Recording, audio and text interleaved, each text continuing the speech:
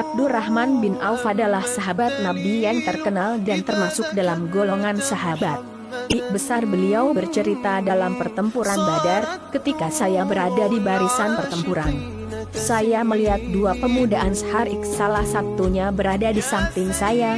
Saya berpikir, seandainya di sisi saya ada dua orang, lebih besar dan kuat, tentu akan lebih baik karena mereka dapat menolong saya jika terancam bahaya. Tiba-tiba salah seorang pemuda bertanya, "Paman, apakah paman mengetahui di mana Abu Jahal berada?" Saya dengar dia telah menghina Rasulullah. Demi Allah, seandainya saya melihatnya pasti saya akan membunuhnya.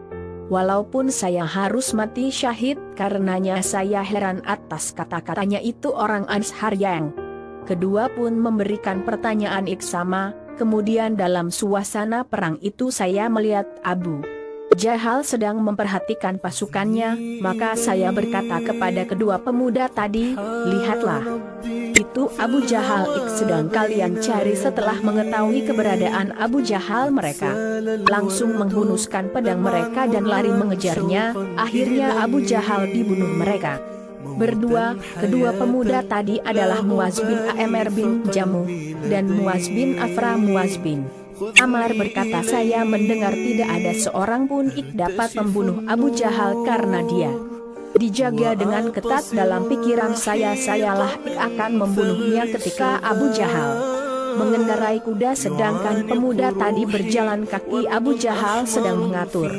pasukannya. Ketika Abdurrahman bin Auf melihatnya, kedua pemuda itu berlari mendekatinya. Mereka berdua akan mengalami kesulitan jika menyerang Abu Jahal yang mengendarai kuda. Maka salah seorang pemuda tadi melumpuhkan kaki kudanya dan seorang lagi menyerang Abu Jahal. Dengan feminisme Abu Jahal dan kudanya terjatuh dan tidak dapat berdiri lagi. Namun walaupun Muaz bin Affan dan saudaranya berhasil menjatuhkan Abu Jahal, tetapi Abu Jahal belum terbunuh. Lalu datanglah Abdullah bin Mas'ud, kemudian memenggal kepala Abu Jahal. Muaz bin Amr bin Jamuh berkata, "Ketika saya memotong kaki Abu Jahal saat itu, Ikrimah bin Abu Jahal sedang bersama ayahnya. Dia menyerang tangan saya sehingga tangan saya terkena sabetan pedang dan hampir putus. Hanya tinggal sedikit kulit yang menempel di tangan.